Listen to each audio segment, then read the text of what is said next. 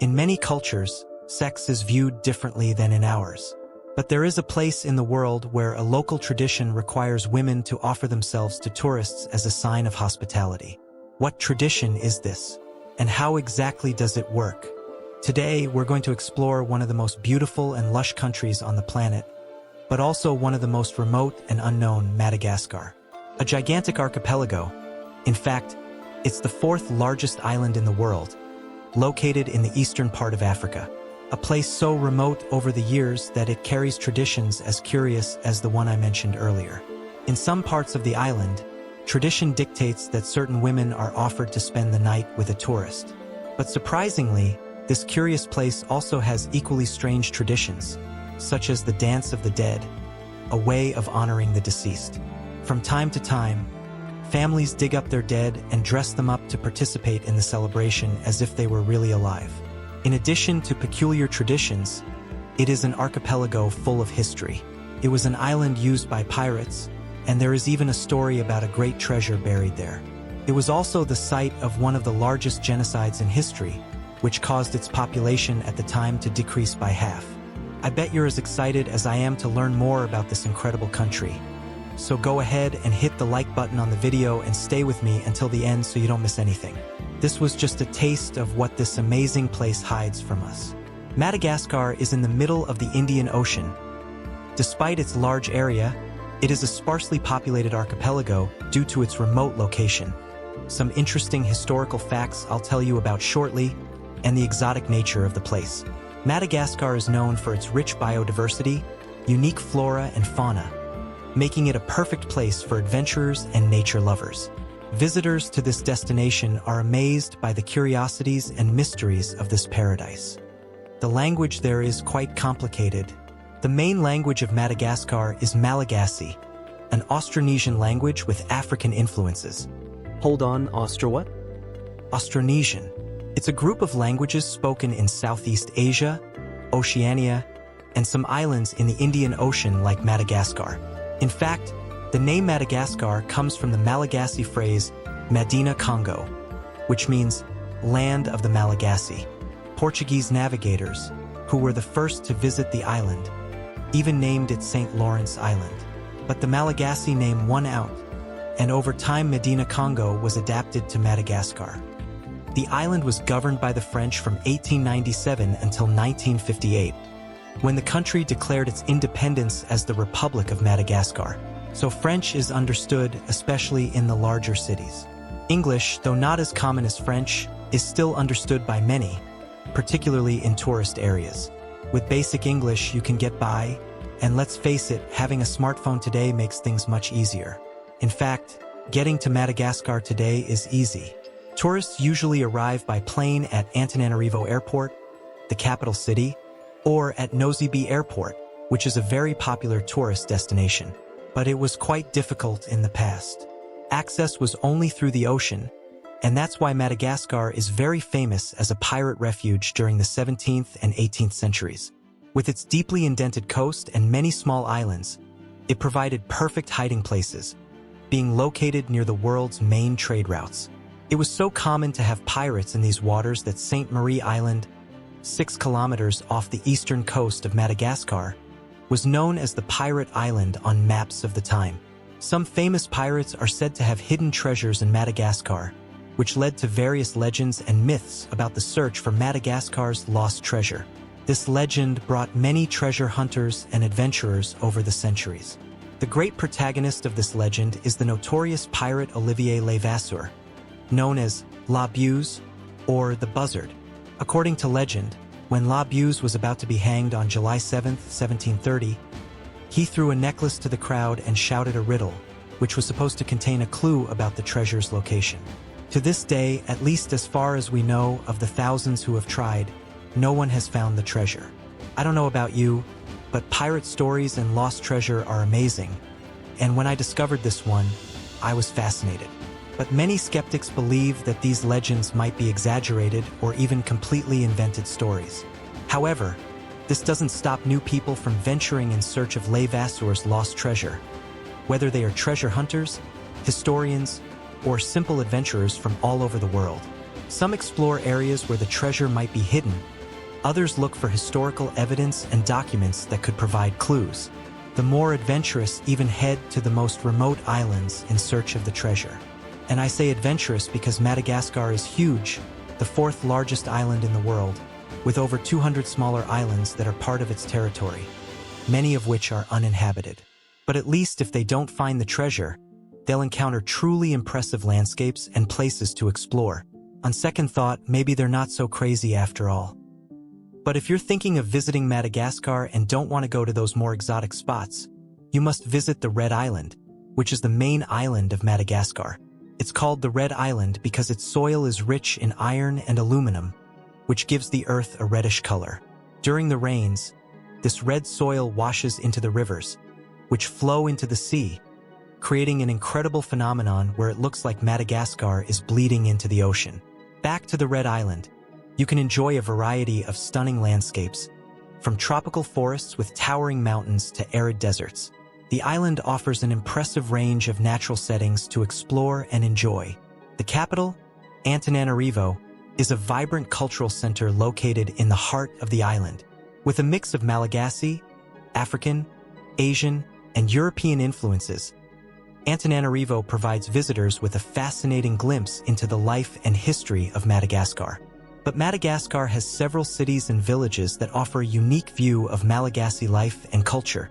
Among the most important tourist spots is Nosy Island, located in the north of Madagascar. It's known for its stunning white sand beaches, crystal clear waters, and lush vegetation. This paradise island offers a range of activities for visitors, including diving, snorkeling, boat trips, marine life observation, and simply relaxing on its idyllic beaches, which are full of resorts to ensure a great experience. Moving south on the map, we find the main tourist attraction, Isolo National Park, known for its spectacular rock formations, deep canyons, and hidden oases. It's a true paradise for hiking and nature lovers. But there are local customs that are concerning. It's common to see tourists accompanied by very young women, sometimes even teenagers. In some villages, there is a custom where single women and women from certain ethnic groups offer intimate contact to village men and strangers, including tourists. In their view, rejecting a tourist could be seen as disrespectful. That's disgusting. And unfortunately, it often involves teenage girls. And it gets worse. In addition to this custom, there is a Malagasy tradition where adolescent girls must leave their homes to build their own huts near their parents' house. They do this as a rite of passage into adulthood, with the intention of preparing these girls for marriage. Now combine these two traditions and you get horrible situations. These girls sleep alone in these huts and cannot refuse any man who passes by. Many of these girls end up becoming pregnant and lose interest in Malagasy young men with whom they could have married. Of course, this tradition and custom do not occur everywhere, but it is still preserved to this day by some ethnic groups. As a result, Madagascar has some of the highest teenage pregnancy rates in the world. But the worst part is that every year, more and more foreign men travel there in search of these women. It's truly heartbreaking, and this tradition needs to be broken. Women should have the right to choose what they want. To give you an idea, today Madagascar has one of the highest fertility rates in the world, with each woman having an average of 4 children. Unfortunately, one of the reasons that maintain these ancient traditions is that Madagascar is currently one of the poorest countries in the world. Much of this is due to its historical regulations, which resulted in a poorly diversified economy focused mainly on raw materials and agriculture. Today, the country's largest export is vanilla, responsible for over 50% of the world's production of this product. In addition to vanilla, Madagascar is also a major exporter of gold, nickel, cobalt, and iron. However, the country still faces widespread poverty, largely due to a period when it adopted a Marxist-Leninist government model, which involved state control over key sectors of the economy, trade restrictions, and had a negative impact on business development, which in turn reflected on the economy of the entire population. Due to this weak economy and lower development, Madagascar does not have cities with more than 2 million inhabitants, as over 60% of its population lives in rural areas. A few years ago, a film series brought the country into the spotlight. The movie Madagascar was a hit but led the general public to have a wrong idea about the animals that exist there. But did you know that there are no hippos, giraffes, or zebras in Madagascar? Turns out lions are not found there either. The largest carnivore on the island is the fossa, which is found only in Madagascar. It's one of the island's iconic animals. The only native animal from Madagascar that appears in the movie is the lemur, which is considered an emblem of the island's unique biodiversity and is highly valued both locally and internationally. The island was separated from the African continent over 80 million years ago, so it evolved as a unique natural laboratory, home to many species of animals and plants found only here. That's why the animals there are so different from the rest of Africa. The symbolic plant of the island is the baobab tree, a majestic tree known for its striking presence in the island's landscape. With all this unique richness, Madagascar is a one-of-a-kind place in the world that attracts many scientists and nature lovers. Madagascar was so isolated that it was one of the last places to be populated by humans. The first to arrive were the Austronesians, who, as we know, are the peoples of Oceania and Southeast Asia. They arrived over 1,000 years ago, which is incredible because, according to experts, they reached Madagascar in large canoes from Indonesia or Malaysia, covering a distance of 4,000 to 5,000 kilometers. They literally crossed the Indian Ocean in canoes. Can you imagine that? Taking a simple canoe and covering that distance? The most accepted theory is that these journeys were made in stages, with stops at islands along the way to rest and gather food and resources. Even so, it's a remarkable journey, and the biggest proof that this really happened is the Malagasy language, which has a common origin with other Southeast Asian languages. Then came Africans, Arabs, and eventually Europeans. So, even though it's a very isolated country, it has an interesting mix of ethnicities and cultures. One fascinating cultural aspect is their unique way of honoring their dead, known as Famadahana, or simply the Dance of the Dead. This unique practice reflects the strong connection Malagasy culture maintains with its ancestors and the importance of keeping the memory of those who have passed away alive. Famadahana is performed from time to time, depending on the community and family traditions. There is no fixed interval of years for this ritual. During this ritual, family members gather to exhume the remains of their loved ones from their graves. The bodies are then carefully cleaned and dressed in new clothes as a sign of respect and renewal. The event is followed by a lively celebration, where family members carry the bodies of their loved ones through the village or community, accompanied by music and dancing. This act symbolizes the recognition of the ancestors' continued presence in the daily life of the family and community, and it shows that they are still remembered and loved.